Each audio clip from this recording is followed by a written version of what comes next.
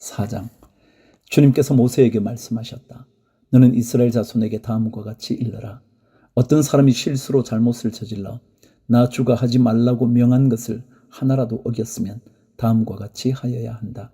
특히 기름 부음을 받고 임명받은 제사장이 죄를 지어서 그 벌이 백성에게 돌아가게 되었을 때에 그 제사장이 지은 죄를 용서받으려면 소떼 가운데서 흠없는 수송아지 한 마리를 골라 속죄 제물로 주에게 바쳐야 한다. 그는 그 송아지를 주 앞 곧 회막 어귀로 끌고 가서 그 수송아지의 머리 위에 손을 얹은 다음에 주 앞에서 그 송아지를 잡아야 한다. 그리고 기름 부음을 받고 임명받은 제사장이 그 수송아지의 피를 얼마 받아서 그것을 회막 안으로 가지고 들어가서 제사장이 직접 손가락으로 피를 찍어 주 앞 곧 성소에 진 휘장 앞에서 7번 뿌려야 한다. 제사장은 또 그 피의 얼마를 회막 안 주 앞에 있는 분향단 뿔에 돌아가면서 두루 바르고 나머지 수송아지의 피는 모든 회막 어귀에 있는 번제단 밑바닥에 쏟아야 한다. 그런 다음에 그는 속죄 제물로 바친 그 수송아지에서 기름기를 모두 떼어내야 한다. 떼어낼 기름기는 내장 전체를 덮고 있는 기름기와 내장 각 부분에 붙어있는 모든 기름기와 두 콩팥과 거기에 덮여있는 허리깨의 기름기와 콩팥을 떼어낼 때에 함께 떼어낸 간을 덮고 있는 껍질이다. 마치 화목 제물이 된 소에게서 기름기를 떼어낼 때와 같이 그렇게 떼어내어 제사장이 직접 그것들을 번제단 위에 올려놓고 불살라야 한다.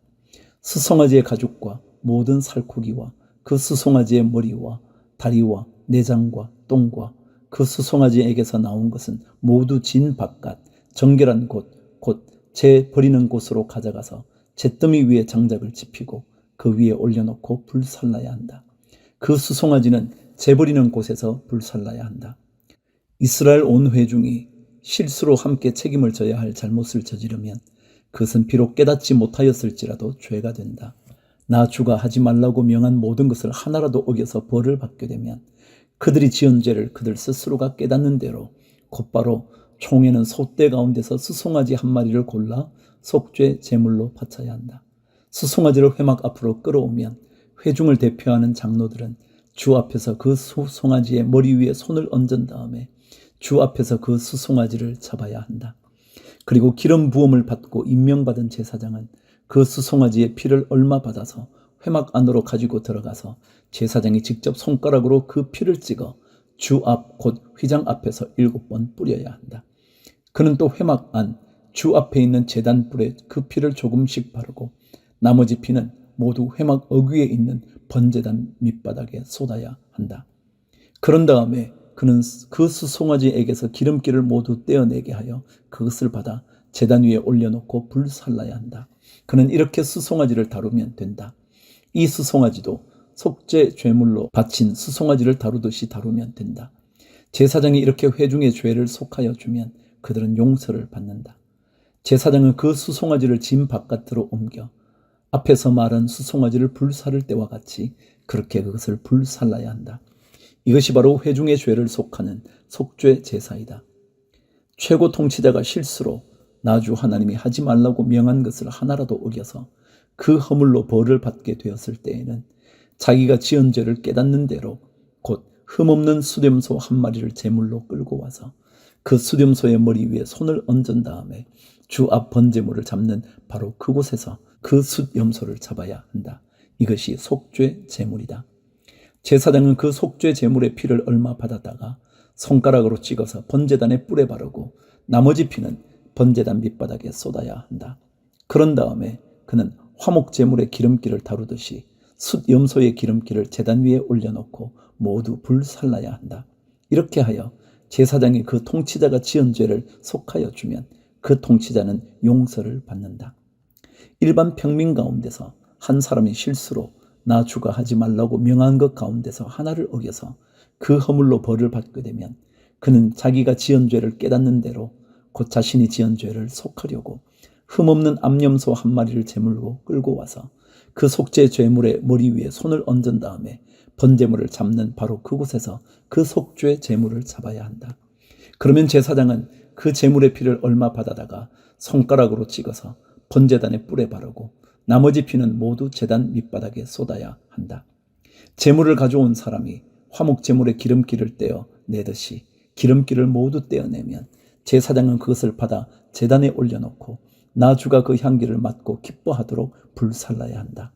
이렇게 하여 제사장이 제물을 가져온 사람의 죄를 속하여 주면 그는 용서를 받는다.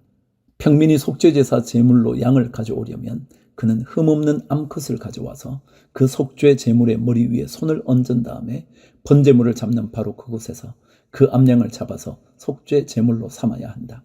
그러면 제사장은 그 속죄 제물의 피를 얼마 받아다가 손가락으로 찍어서 번제단에 뿔에 바르고 나머지 피는 모두 제단 밑바닥에 쏟아야 한다. 제물을 가져온 사람이 화목제사의 제물에서 양의 기름기를 떼어 가져오듯이 기름기를 모두 떼어 가져오면 제사장은 그 기름기를 받아서 제단 위 나 주에게 살라 바치는 제물 위에 올려놓고 불살라야 한다. 이렇게 하여 제사장이 제물을 가져온 사람의 죄를 속하여 주면 그는 용서를 받는다. 5장 누구든지 증인 선서를 하고 증인이 되어서 자기가 본 것이나 알고 있는 것을 사실대로 증언하지 않으면 죄가 되고 그는 거기에 대하여 책임을 져야 한다. 누구든지 부정한 모든 것, 곧 부정한 들짐승의 죽음이나 부정한 집짐승의 죽음이나 부정한 길짐승의 죽음에 몸이 닿았을 경우에는 모르고 닿았다고 하더라도 그는 부정을 탄 사람이므로 깨닫는 대로 그 죄를 속하여야 한다. 그가 사람 몸에 있는 어떤 부정한 것, 곧 그것이 무엇이든지 그를 부정하게 할 수 있는 것에 몸이 닿을 경우에 그런 줄을 모르고 닿았다고 하더라도 그는 부정을 탄 사람이므로 깨닫는 대로 그 죄를 속하여야 한다. 또 누구든지 생각 없이 입을 놀려 악한 일을 하겠다거나 착한 일을 하겠다고 맹세할 때에 비록 그것이 생각 없이 한 맹세일지라도 그렇게 말한 사실을 잊고 있다가 뒤늦게 알고서 자기의 죄를 깨달으면 그 죄를 속하여야 한다. 사람이 위에서 말한 것들 가운데서 어느 하나에라도 잘못이 있으면 그는 자기가 어떻게 죄를 지었는지를 고백하여야 하고 자기가 저지른 죄에 대한 보상으로 주에게 속건 제물을 바쳐야 한다. 그는 양떼 가운데서 암컷 한 마리나 염소떼 가운데서 암컷 한 마리를 골라서 속죄 제물로 바쳐야 한다. 제사장이 속죄 제물을 바쳐서 그의 죄를 속하여 주면 그는 용서받는다. 그러나 그가 양 한 마리도 바칠 형편이 못 될 때에는 자기가 저지른 죄에 대한 보상으로 산비둘기 2마리나 집비둘기 새끼 2마리를 나 주에게 바치는 제물로 가져다가 하나는 속죄 제물로 바치고 다른 하나는 번제물로 바쳐야 한다. 그가 그것을 제사장에게로 가져가면 제사장은 먼저 속죄 제물로 가져온 것을 받아서 속죄 제물로 바친다. 그때의 제사장은 그 제물의 목을 비틀어야 하는데 목이 몸에서 떨어지지 않도록 하여야 한다. 제사장은 그 속죄 제물에서 나온 피를 받아다가 얼마는 제단 둘레에 뿌리고 나머지 피는 제단 밑바닥에 쏟는다. 이것이 속죄 제사이다. 번제물로 가져온 제물은 규례에 따라 제사장이 번제물로 바쳐야 한다. 이렇게 하여 제사장이 그의 죄를 속하여 주면 그는 용서받는다. 그러나 그가 산비둘기 2마리나 집비둘기 새끼 2마리조차 바칠 형편이 못 될 때에는 자기가 저지른 죄에 대한 보상으로서 주에게 바치는 속죄 제물로 고운 밀가루 10분의 1 에바를 가져와서 제물로 바쳐야 한다. 이것은 속죄 제물인 만큼 밀가루에 기름을 섞거나 향을 얹어서는 안 된다. 그가 이렇게 준비해서 제사장에게 가져가면 제사장은 그 제물에서 한 줌을 덜어내어 제물로 모두 바치는 정성의 표시로 제단 위 주에게 살라 바치는 제물 위에 얹어 불살라야 한다. 이것이 속죄 제사이다. 해서는 안 되는 것 가운데서 어느 하나라도 어겨 잘못을 저질렀을 때에 이렇게 하여 제사장이 그의 죄를 속하여 주면 그는 용서를 받는다. 나머지 제물은 곡식 제물에서처럼 제사장의 몫이 된다. 14절 주님께서 모세에게 말씀하셨다.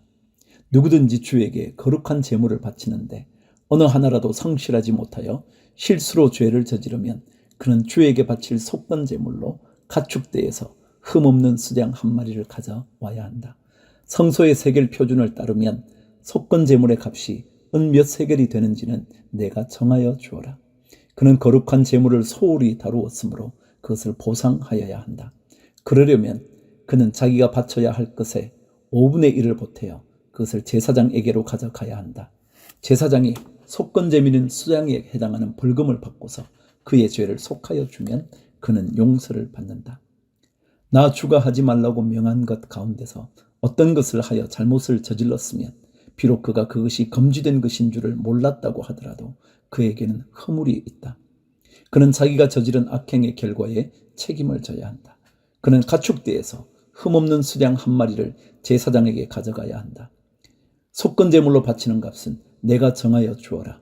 그리하여 그가 알지 못하고 실수로 저지른 잘못은 제사장이 그의 죄를 속하여 주면 그는 용서를 받는다.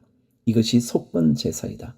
그는 주를 거역하였으니 이 일에 책임을 져야 한다. 6장.